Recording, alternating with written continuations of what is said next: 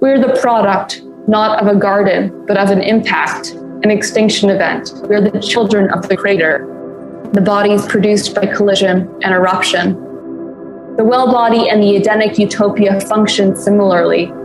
They are advertised as universal, but are always partial. They are always produced by some other being's dystopia. Wellness is built from unwellness. Utopia depends on and produces dystopia. Blood pressure stabilizers, diabetic drugs, and antidepressants keep our bodies upright while also polluting river water. A medication is produced by context, and no substance we produce stays in its correct place for long. It leaks physically and ontologically, producing hells when it was created to stabilize anthropocentric normativity. All is pharmacon, contextual, leaky, slipping between potion and poison unpredictably. For beings that date the beginning of the universe to a bang, should we not... Welcome back to the Sounds of Sand podcast. Today we welcome the magical Sophie Strand to the episode, and we present two recent occasions where Sophie connected with the Sand community on today's episode. The first is from her community conversation with Zaya and Maurizio Benazzo, the co-founders of Sand, which took place in December of 2022. And that community conversation was called We Must Risk New Shapes. And the second is an excerpt of Sophie's appearance with Bayo Akomolafe for his 4-part webinar, The Wandering, Winding Way of the Wound, in which Sophie reads a story she recently wrote called A Ghost Story. And if you'd like to connect further with Sophie Strand, there's a new course over on the Science and Nonduality website that's called The Body is a Doorway, which is a 4-part series with Sophie, and you can find out more at scienceandnonduality.com, and we'll have links to that in the show notes. And before we begin, I just want to say thank you to all the supporters on Sand and all the people sending us feedback about the podcast, and you can reach out to us at podcasts@scienceandnonduality.com. And the supporters through Sand membership make this podcast possible. So if you'd like to support the podcast, please consider becoming a member. And you can have access to our library of hundreds of community conversations and other content through the Sand past of live webinars and talks and summits that we've hosted over at scienceandnonduality.com, and get access to upcoming community conversations like with Tyson Yonkapora, Bayo Akomolafe, Cynthia Bourgeau, Maro Zapatera, just to name a few. So head over to our website, scienceandnonduality.com, and click Join Sand up in the right-hand corner. And so today's guest, Sophie Strand, is a disabled writer based in the Hudson Valley who focuses on the intersection of spirituality, storytelling, and ecology. But it would probably be more authentic to call her a neo-troubadour animist with a propensity to spin yarns that inevitably turn into love stories. Give her a salamander and the stone and she'll write you a love story. Sophie was raised by house cats, puffballs, possums, raccoons, and an opinionated crippled goose. In every neighborhood she's ever lived, she's been known as the Walker, and she believes strongly that all thinking happens interstitially between being, ideas, differences, and mythical gradients. We present to you Sophie Strand on today's episode of the Sounds of Sand podcast presented by Science and Nonduality. Welcome to Science and Nonduality. What is non-duality? The universal forces. It's the collective consciousness. Being aware. Trauma is not the external event that happens. Trauma is the impact of that event, which is the disconnection from ourselves. That matter is energy, energy is matter. That's what EMC squared is about. There's a language without nouns. There is a language without subjugation. There's a language without objectifying. But if it's recorded, then there is a collapse. But if it's not, then it's the infinite potentiality. Sophie? Thank you for being with us. Thank you for being with us. Come and that was such a generous introduction, Zaya and Maurizio. And I think meeting you guys and physically meeting you was one of the best parts of this past year. So thank you. I'm on the Mohican Tuck, the river that flows both ways, like right on it, the Hudson River, on the land of the Munsee Lenape people. where the Ashokan Wars happened, where there were genocides and that have been erased from the history books. So I'm on that land. I just want to honor that there's that not unspoken, but unwritten tragedy that is fermented in the soil that I breathe in every time I breathe in and speak to you. I'm going to start with a short reading, and then we're going to go into the jazz, the conversational jazz that will follow. But this piece is called We Must Risk New Shapes. We must risk new shapes. The shore is a snakeskin of shifting viridescent sheen. The tidal pool's green liveliness singles sun hunger. Convula ruscofensis, otherwise known as mint sauce worm, is a phototropic being, no longer dependent on oxygen to live. The worm eats the sun through the photosynthesizing algae Platymonas that has infiltrated and stained its sheer flesh permanently green. The fusion of worm body and plant hunger so confounded the Englishman J. Keble, who first identified them, that he dubbed the worms plant animals. He called this fusion an infestation and parasitism. But as we learn more and more about our own reliance on our microbiome and the ways in which symbiosis drives biological novelty, the antagonistic terminology of parasitism and infection seem less and less applicable to these intra-bodily negotiations. What is happening between the worm and the algae? The algae live in the worm like an ecosystem, repurposing the uric acid produced as waste by the worm into their own nourishment, dying and lovemaking and community building all within the bounds of another body.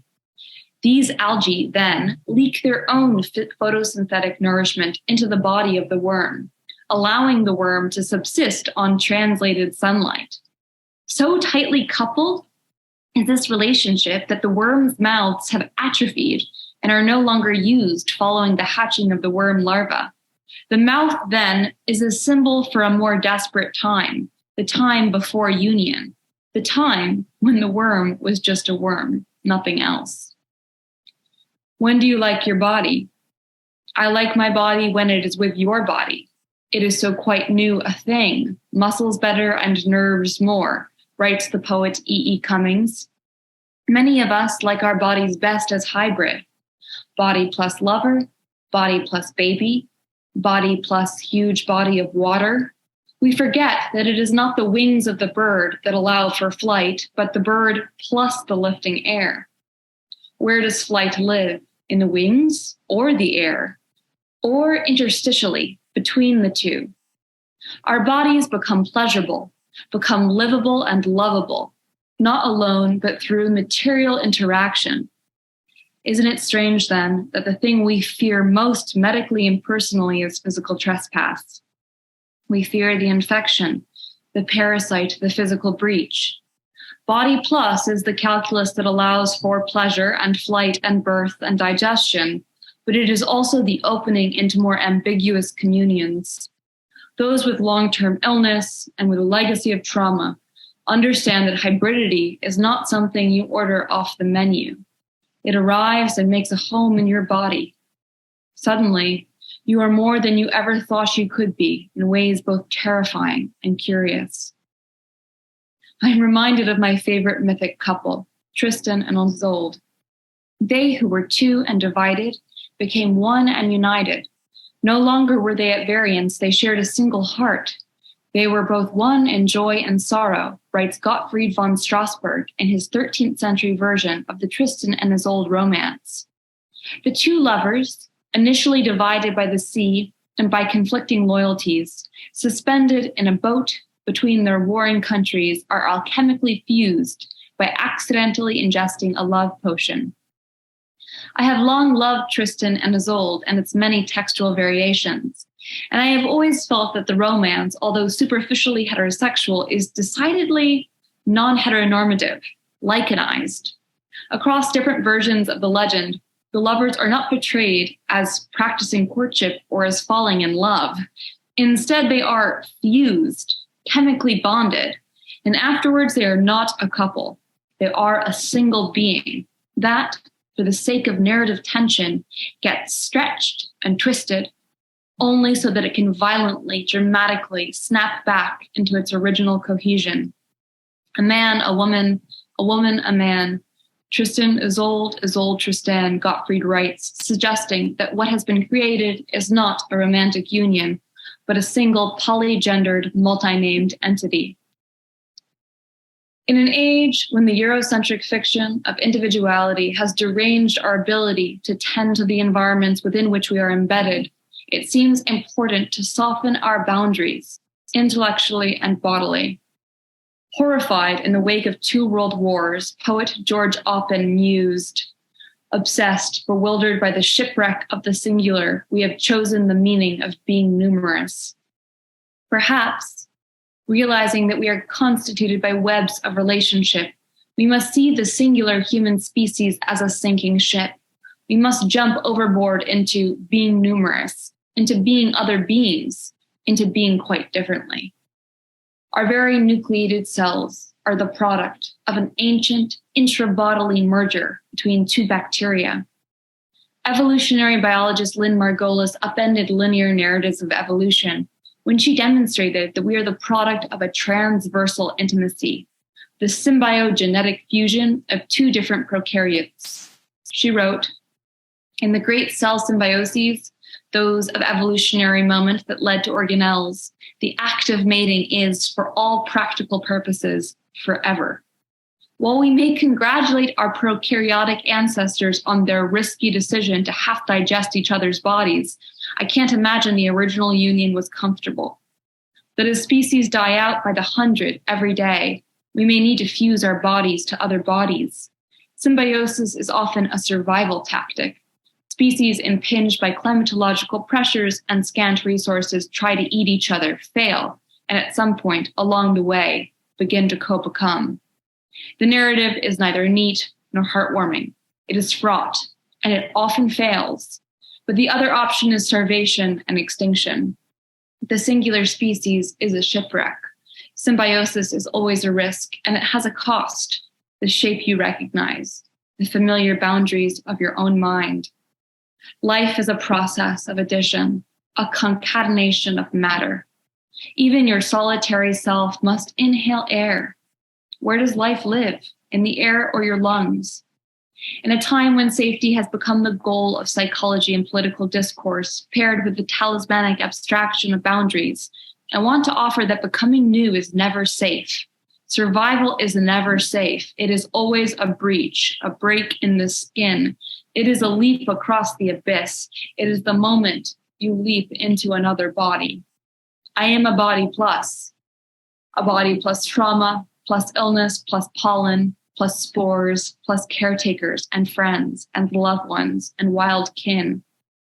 I am interested in the material incursions that are irreversible, that stain me green, that atrophy my mouth, that teach me how to eat sunlight, how to survive at all costs. Here, world, let me burn the bridge to my old body on my way into your body. I am ready to risk new shapes. Thanks. Wow. So beautiful. God.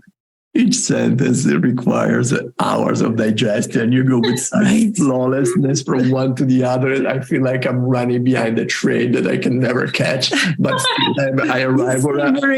But I still am arriving at the destination. I thought I went on the train even though I ran. I mean, it's like insane. You're incredible.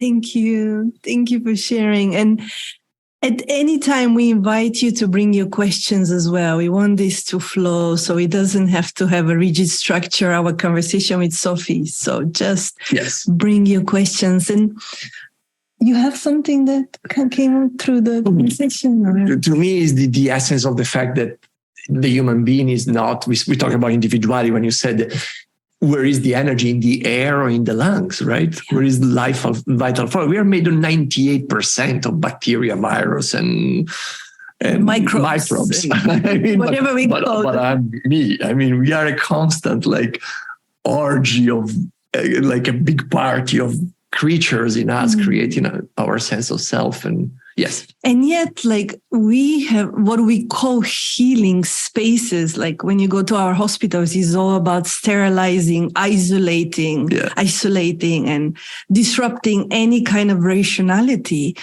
We've gone so far in the direction of that kind of individual healing that is outside of any relational network of connections. Yeah. And I mean, it feels like we've gone in the wrong. Yeah, in a very bizarre way to seek healing in a way. Yeah. It feels like, well, you know, if you realize, so my favorite metaphor is the spider in its web. So extended cognition researchers at MIT have been showing, there's new research every day pretty much, that spiders' cognition is not in its brain or its body. It extends into its web.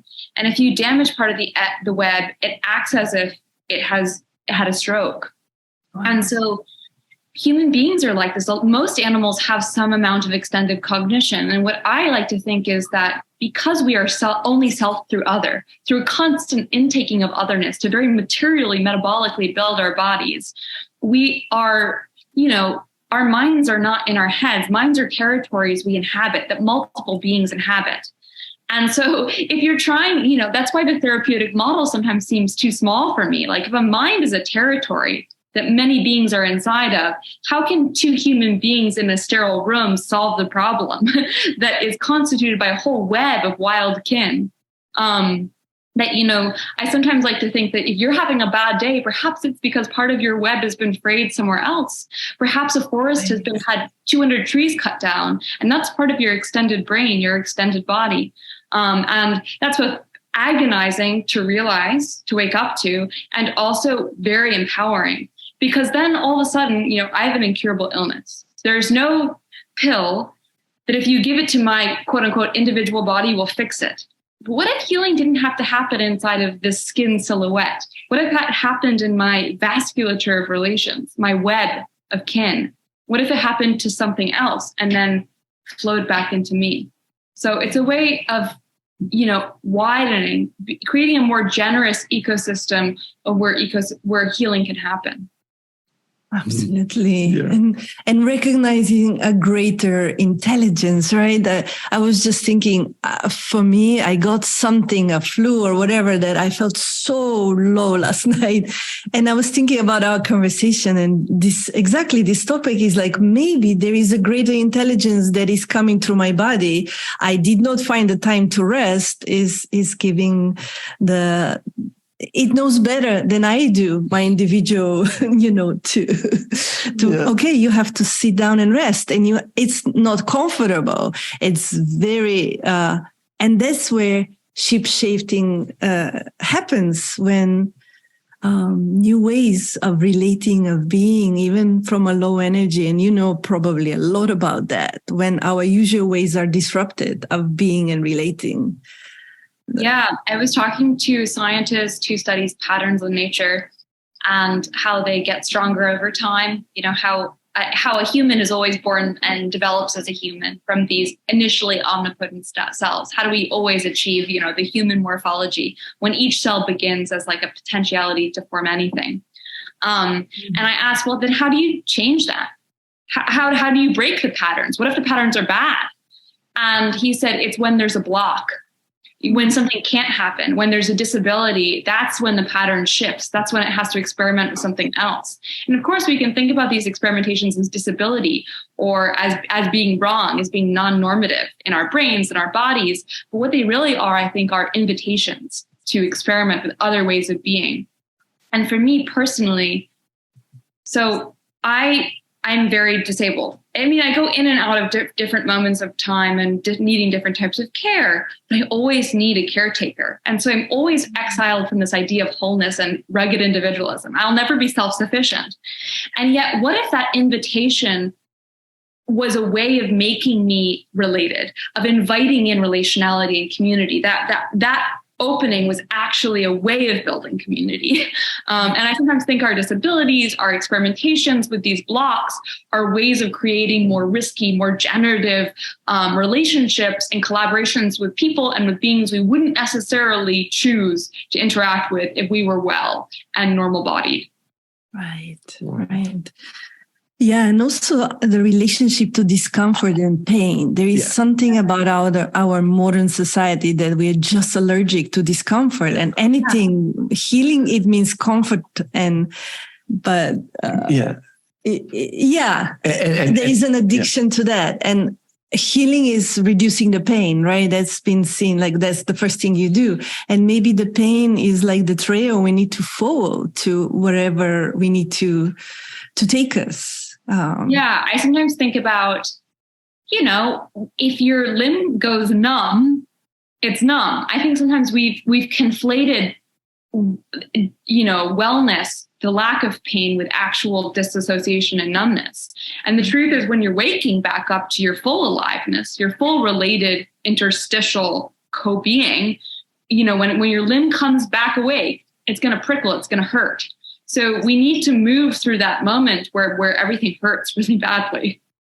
Yeah, there's no other way. It seems like we really need to face that. And I wonder also if you see that in a collective way as well, it's collectively we need to feel and see and meet those discomfortable stories or history or places where things became sterilized or fixed in a specific shape.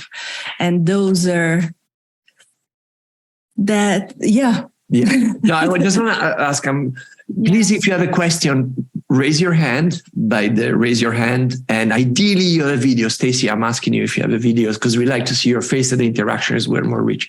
And I wanted to add another thing connected to this. When the documentary we were going around, remember there was, I don't remember which, but when somebody is sick in this community, this indigenous community, the community gather all around and people try to understand, well, we are sick, and try to understand how can we heal. There is no individual illness.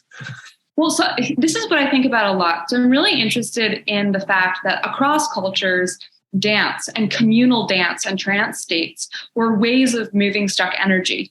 And approaching certain kinds of ills, be they spiritual, psychic, or personal. And that these experiences were never about an individual. They were about a communal experience where the energy of the pain was dispersed through a concatenation of bodies. And sometimes I think that trying to hold trauma in one body doesn't work. You need to grab onto 10 other bodies so you can all work it together. So you become like the hand as part of a greater body. I really believe, and not in an abstract metaphorical way, that dance is the way to do this. Very, very simply, that we need to dance more and touch more so that we can begin to feel things disperse. When you have a lot of pressure on like one beam of wood, it can break. But if you have a lot of other beams, suddenly the pressure is distributed. So how can we create actual bodily situations where we can distribute pressure together? How? It's an inquiry. It doesn't it's not I'm not sure. This is something I'm looking for right now as we, I don't know if we're coming out of COVID, but as people are treating COVID as having been done, and we're gathering more, I've been thinking about how do we create, I'm not super interested in like festival culture and, in a kind of, because I also think that's been overly conflated with this idea of the individual healing, that everything needs the medicine rather than how do you be the medicine? I'm a little allergic to the psychedelic renaissance, let's first learn how to be medicine before we become these capitalistic machines that are always extracting the heroic dose so we can change and optimize ourselves. So I'm much more interested in your community of people who aren't chosen or ordered off the menu. How can you gather your neighbors, your people, to eat food and to dance together? I don't know what that looks like, but I'm trying to think about it in my own community right now. Right. Wow. Yeah, beautiful. Yeah.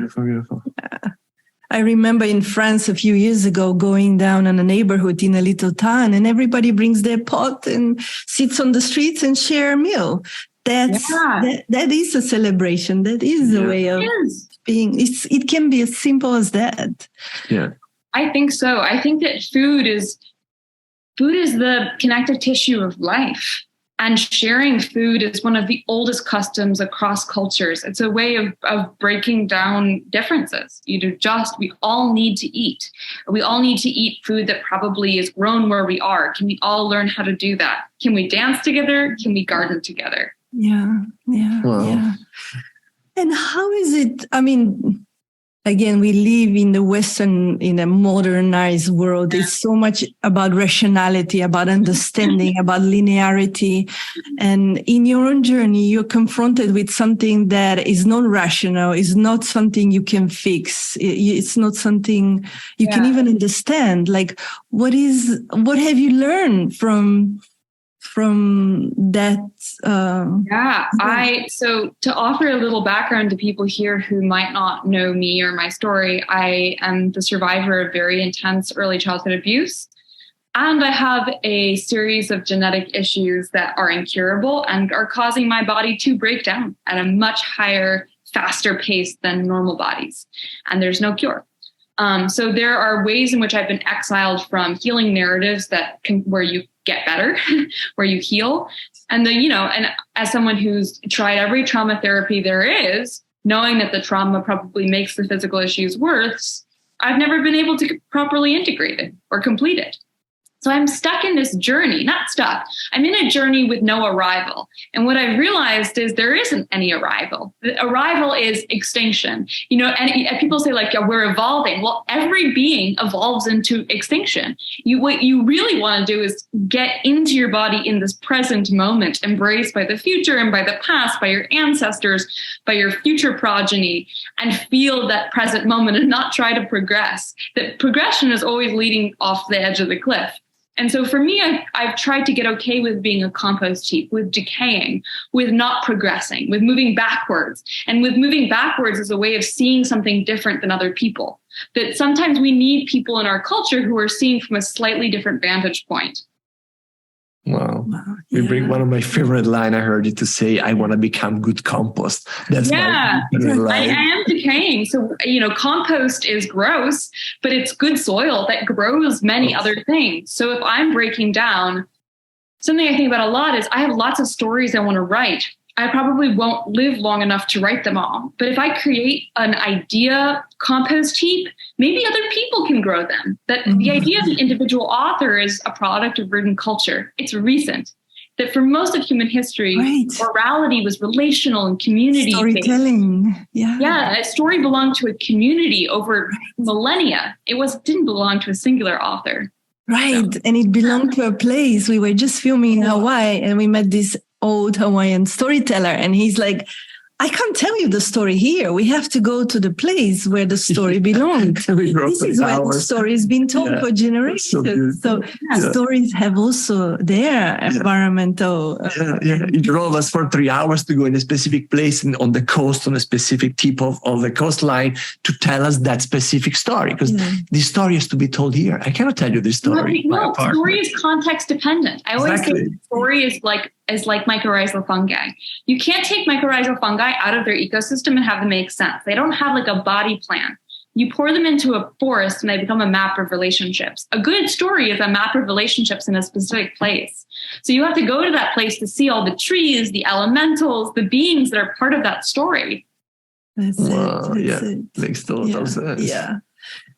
And I just wonder, we, again, learning about indigenous cultures, how different they relate, and the language doesn't speak to domination, doesn't speak to linearity. Everything is cyclo, and yet in our modern society, everything has become rational and linear.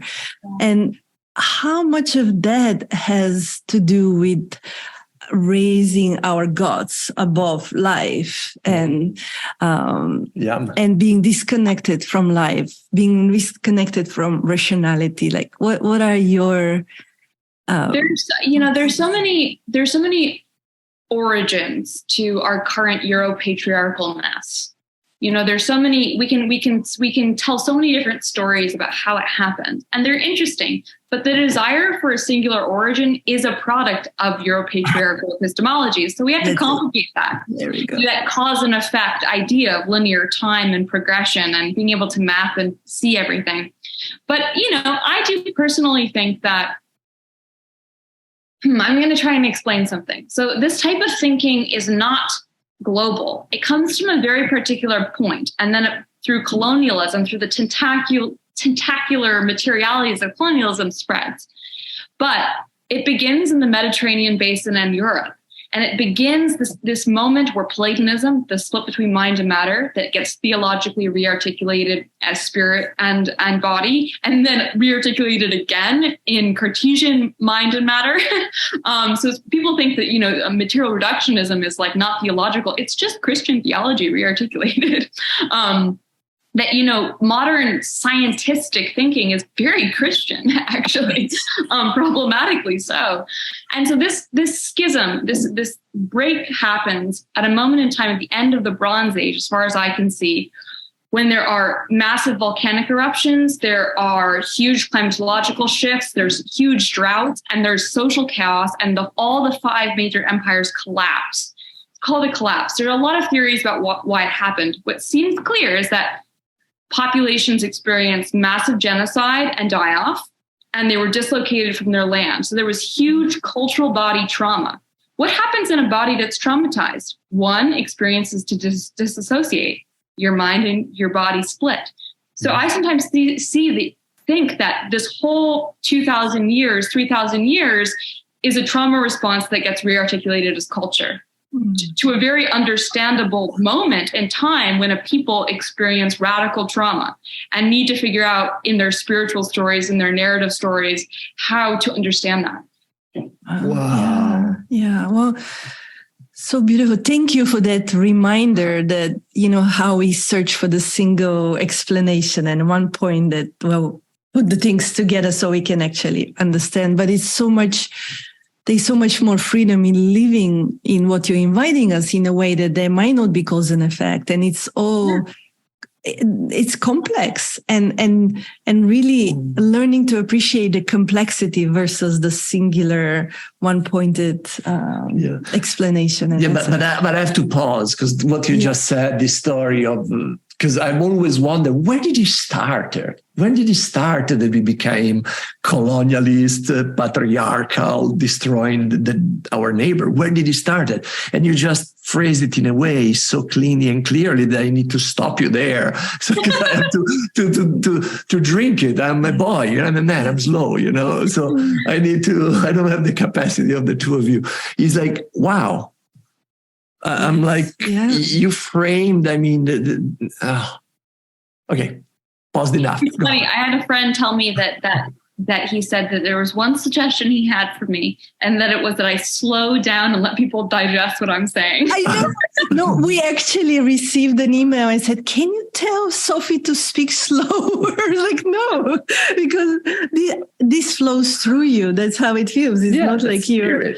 That's spirit. And then we take it, and it takes time to digest it. That's our own problem. Not problem, but I'm digesting you in time. Oh my God. One of the amazing things about the digital world is that we have recordings, and then we can go back and rewatch things. Because I know personally, I sometimes will go back to watch a talk like multiple times.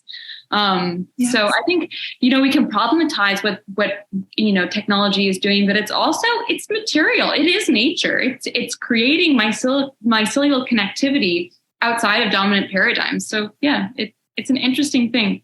Yeah. Wow. When you said nature, we were asking, what's the word in Hawaiian for nature? And they looked like, we don't have a word for nature. There is no such a thing, right? Because, the indigenous languages, we're not separate we're not at the center of life, and we're not separate from the elements. It's like, I am speaking now through the wind, or the wind is speaking through me. Then there's is that interplay that has existed for, 50, 60,000 years, that kind of rationality that hasn't been disrupted until colonization. And it's still there. And I actually think that it's still living in our landscapes. So we see in many cultures that the landscape is a mnemonic device, and it's actually part of how you remember, that the land remembers. I was talking with one of my favorite writers, Monken McGann, who writes about Irish indigenous language and how it is environmentally embedded in landscape, like song lines. Yes. And how, you don't have to, sometimes most of the people have been killed or their language has been erased. The land remembers for you. That if you start to dialogue with the land, it will have information for you about how to begin that dialogue again. That, right where you are, even if you're in a city, there's soil deep under the concrete. There's land that wants to be speaking. The whole world is full of voices that are talking. We have to actually, something I think about all the time is sensory gating and neural pruning, which is that we receive so much sensory stimuli all the time that if we experienced it all, we'd go mad. Yeah. But it used to be in indigenous cultures and cultures that were more environmentally sustainable and responsive, that gating happened where you began to homogenize your reality and your expectations and take out other things. So you could hear your name in a crowd. Had to do with reading the environment, with distinguishing one plant in a sea of plants, one shift of wind through the leaves, smelling something that let you know that there was danger. Now, the way we neurally prune ourselves has to do with culture and with anthropocentric expectations. So what we're tuning out is the world. That takes effort. So sometimes I want to say that it's actually not about effort. We don't have to strive hard to hear these other voices or wake back up to them. It's actually about relaxing. Mm-hmm. Can we relax into madness, like a little bit of madness and hearing voices? What would it be to let ourselves hear voices again? Right. Or the smell on the street, or the wind, the sound of the wind. Sometimes it's just that to shift from the. We strive to be present, so we go to 10 workshops a week to be present. Right. I know. Present, just shut up and listen. Right. No, but actually, I've been reading about how children have this type of thinking that's much more suited to solving riddles and experimenting and seeing options and puzzles that people can't see. It's called lateral thinking, where you make connections that aren't expected.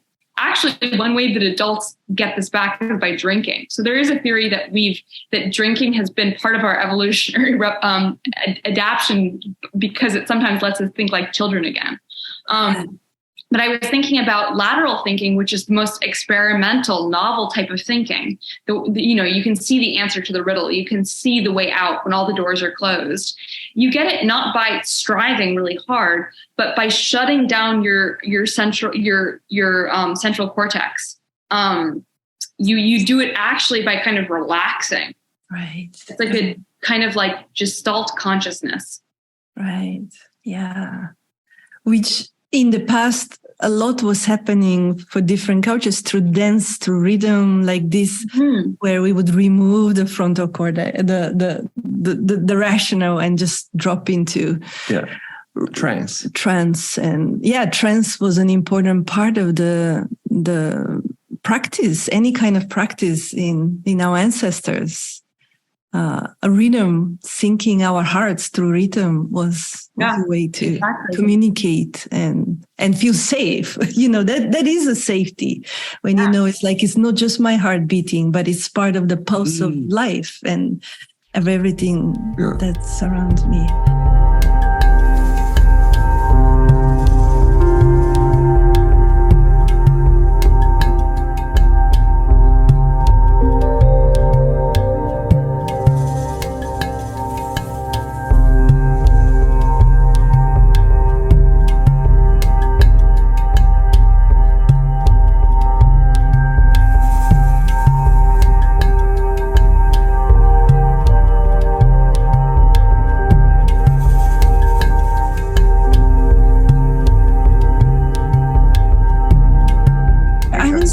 think, Sophie, would you like to read something at the end? You mentioned you had a prayer, maybe something. Yeah, I have a prayer that I've done for my courses. Let me see if I can get it up. It's easy to find if it's in the meantime, in case somebody has any lack of memory, where to find, remember, read this book. And if, as somebody said, English is not my first language, then get the book. You can read at your own speed. Right. Yeah. So that's the beauty of our transmission. You can. And I just wanted to mention that we will be offering a 4-part meeting with Sophie in February, starting February, 5th. I think 5th. The body is a doorway. And that will be another incredible. We'll have time 4 times to meet with Sophie and just be in this space together. So I wanted to put the word out. Perhaps this will be an invitation to that, because this is kind of my invitation that we always say at the start of things I do. So it's called A Risky Promise. Together we vow to work by addition, not subtraction, honoring that bad stories and good stories can meet and intermingle and breed new microbial possibilities in the compost heap. We acknowledge that colonialism is wielded by empire, or Christianity is wielded by empire, has acted like an antibiotic, killing off all other narratives in the cultural gut. We take this responsibility into our body, like an oyster mushroom, learning how to digest radioactivity. We thread our metabolisms together to learn how to eat toxicity. We seek a probiotic of stories to cure narrative dysbiosis, a polyphonic meshwork of voices that refuses to reduce itself to European harmonics. We strive loudly, wetly, jointly for generative clamor. The world is a simultaneity of differences, and we enjoy the gradient that occurs when we place ourselves alongside otherness. The gradient between the summit and the valley draws this stream into being. We stream into being. We let our nuclei flow from the top of the food chain down into the pinprick mind of the tiniest nematode. We practice hyphal flexibility and narrative multiplicity when confronted with dualisms. We always pick both, and then we ask for more. When we are incorrectly confined to a fictional self, we affirm that we are a we. We split into 1,000 branching fungal hyphae. We do not get stuck. We do not sterilize. We do not exclude. Neither do we apologize for or resurrect bad beliefs. We mulch them with leftovers and rainwater. We add them onto the compost heap. We fuse and fork and explore and forage. We make slapdash compromises with other species. We speak grass badly. We speak tree badly. We speak ocean badly, but we do not stop asking questions. We ask, what ails the woodpecker? What ails the willow? What ails the ancestors? We have no heroes, only hydra heads. We do not need a thread through the labyrinth. We are the labyrinth. We align with the minotaur. We are ecstatic in our insolvability, a refusal to be navigated by vanquishing heroes. We honor bothness. We honor bodiness. We trust that the best collaborations are permanent and involve the co-sharing of bodies. We risk losing touch with our old stories. All hail the overlap. All hail the rot. We are ready to escape the singular. Wow. Thank you, everyone. Thank you so much, Zaya. Thank you so much. Thank you. And I hope you join us in February for more time with Sophie. And again, Sophie, where do people read you on daily basis? Like Facebook, I know you post often. I have a Substack. And I post there for free, and also a paid one with more private content that's more vulnerable. You can, of course, choose to do whatever feels right. I post on Instagram a lot. I'm on Facebook. I have my book that just came out, and I love to be bothered. So come bother me. This is the book. And sophiestrands.com is also your website. Right. And so thank you so much for this time. Thank you so much. Beautiful. Such a, I don't know, I'm always delightful journey. Such a delight. This hour I feel energized, completely confused, and perfectly aligned. I feel aligned in my confusion, right? I feel like, what the heck? A truck hit me. You got the plate, and but I'm functioning perfectly. It's so beautiful. So we adore you, Sophie. You're amazing. Thank you. It goes right back to you guys. Love you all. Oh my God.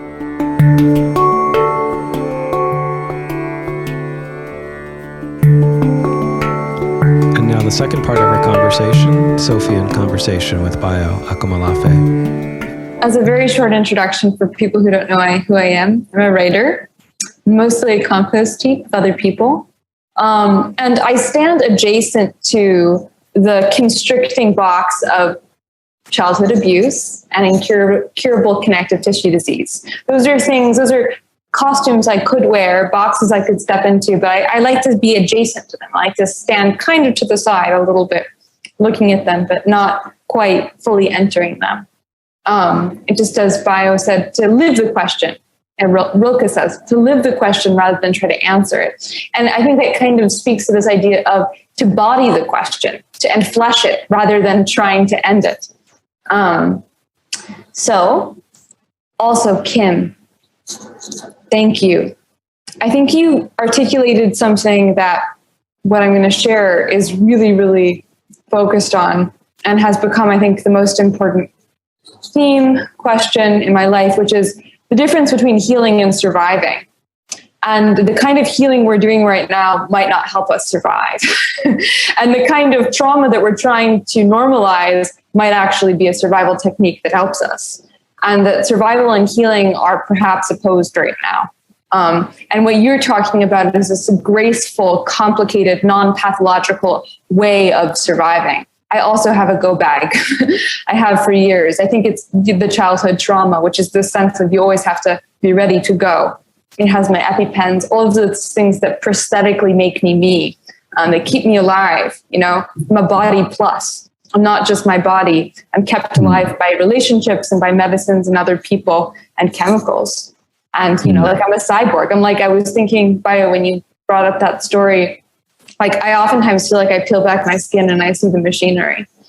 But I decided, because we are close to that time of spirits, you know, in some Celtic and European mythology, to share a ghost story that I've written for everyone. And it is called Healing, a Ghost Story. Just begin. Okay. The banging enters my dream before it wakes me. The thump of a woodpecker's beak probing the oak tree. In the dream, I'm in my childhood home looking down from the porch at the rotten oak, knowing the woodpeckers eating grubs out of the white rot inoculated wood.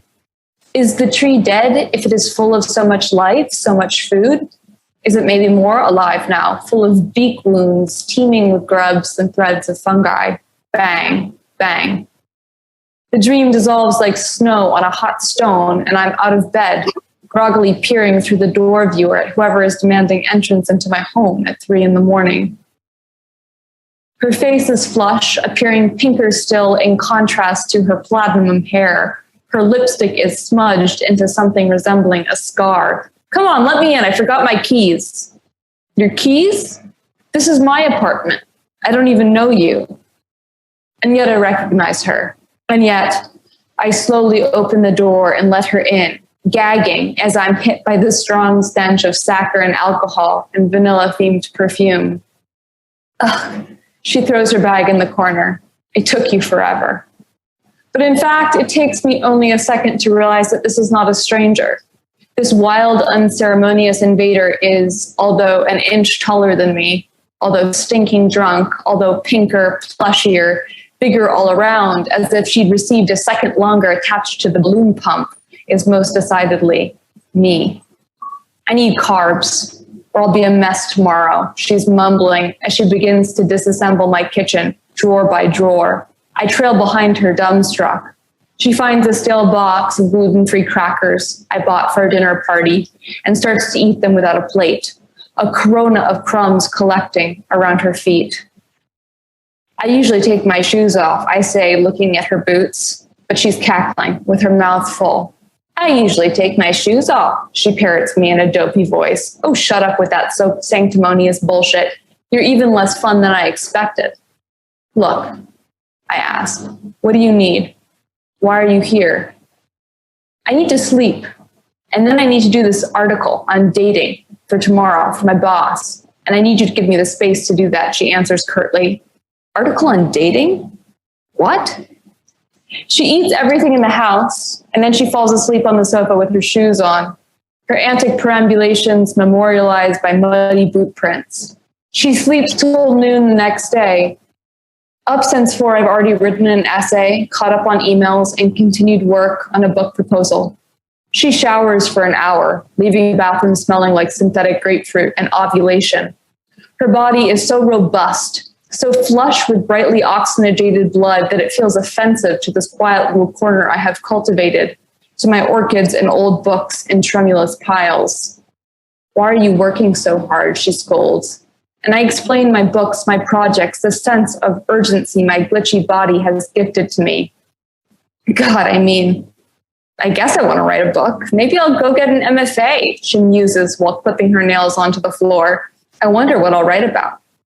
I'm stunned at the inability to summon a cause, a spark of creative need. I have never once wondered what to write about. I have never once felt I could defer an idea for even an hour. It takes several days for me to realize how much she sheds. Crumbs, potato chips, tumbleweeds of hair that her long mane can spare to lose. Nail filings so healthy they could be used as a mouse's scimitar. Candy wrappers, cigarette butts. She smokes in the house the first day I leave her alone. We have a screaming match. From then on, she compromises and smokes out the window. She lives on sugar and coffee.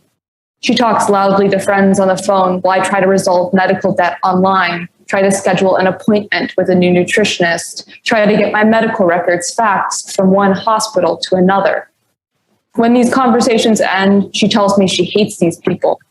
She tells me about her job writing beauty and wellness articles for an online feminist magazine and how idiotic she finds her peers. Her job pays her to attend spas and wellness retreats, writing snarky tell-all reports with pastel graphics. I try to normalize the situation, given my knowledge of family systems and trauma therapy.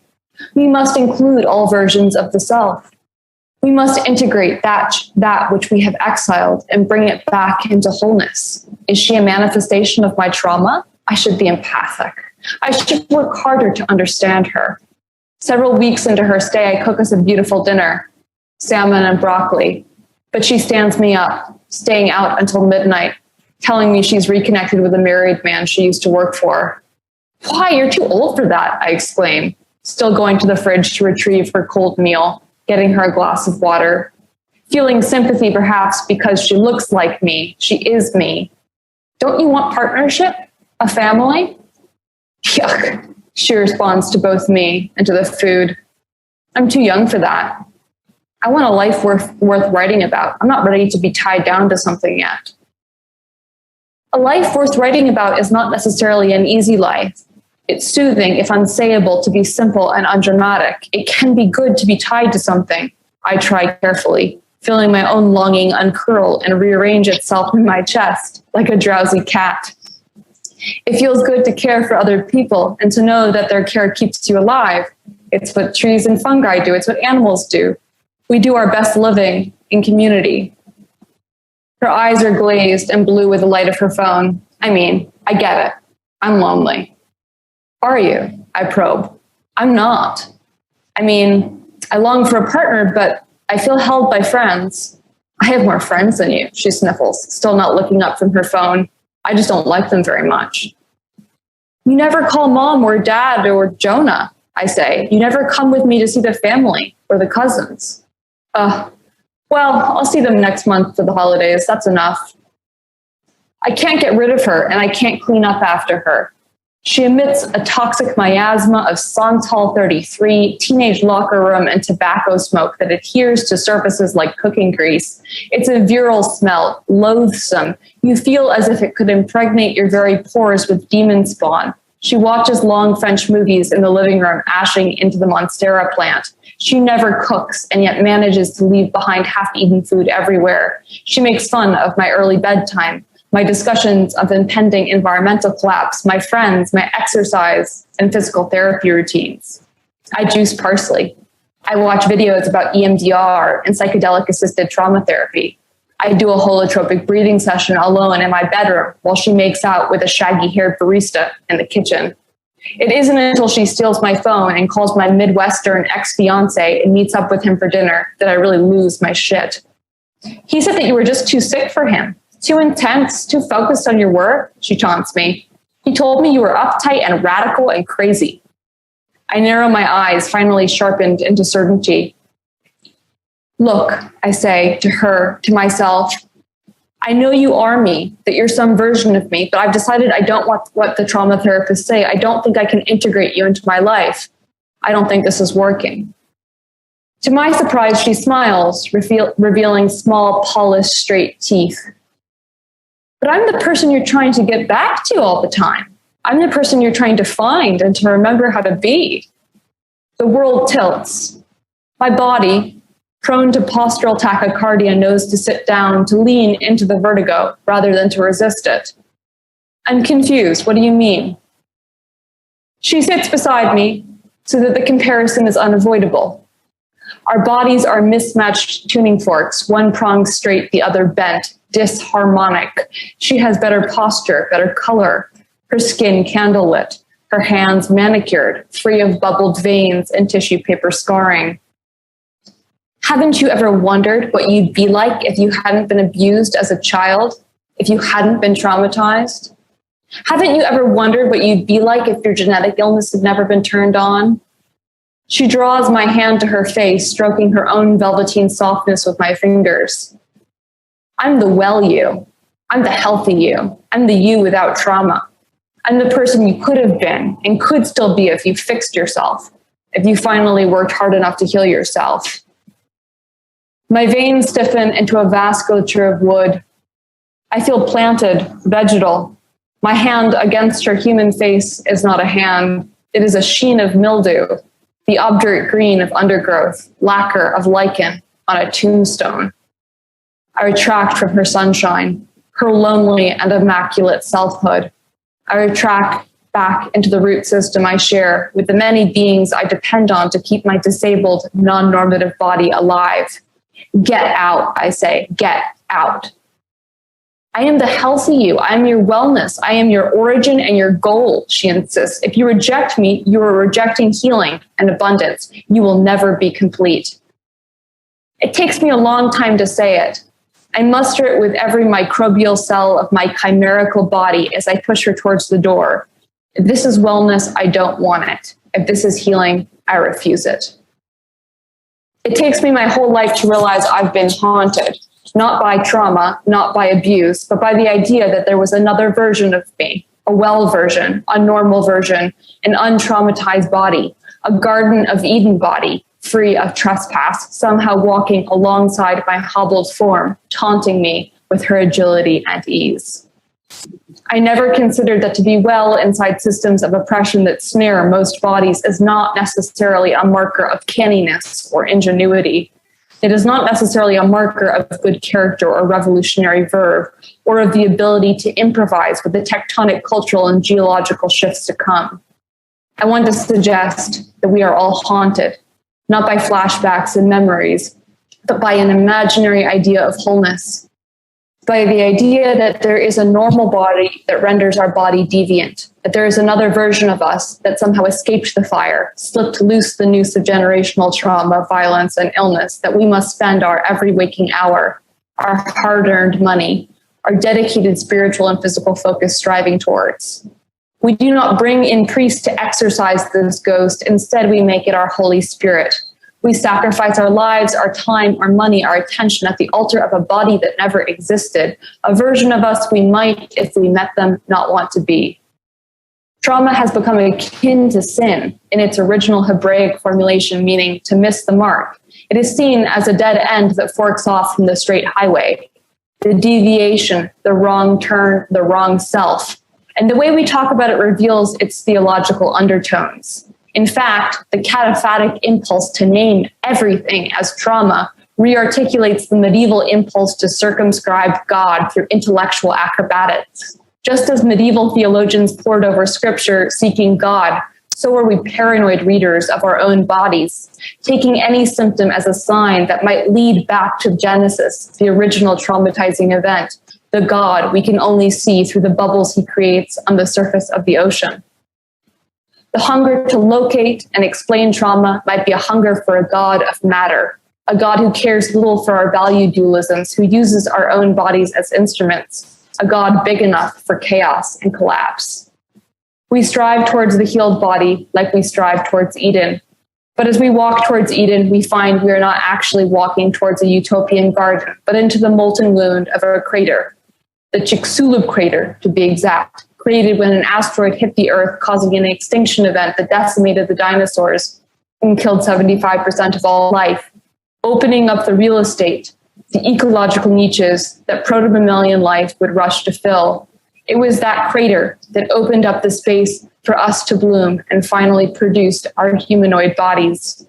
We're the product, not of a garden, but of an impact, an extinction event. We're the children of the crater, the bodies produced by collision and eruption. The well body and the Edenic utopia function similarly. They are advertised as universal, but are always partial. They are always produced by some other being's dystopia. Wellness is built from unwellness. Utopia depends on and produces dystopia. Blood pressure stabilizers, diabetic drugs, and antidepressants keep our bodies upright while also polluting river water. A medication is produced by context, and no substance we produce stays in its correct place for long. It leaks physically and ontologically, producing hells when it was created to stabilize anthropocentric normativity. All is pharmacon.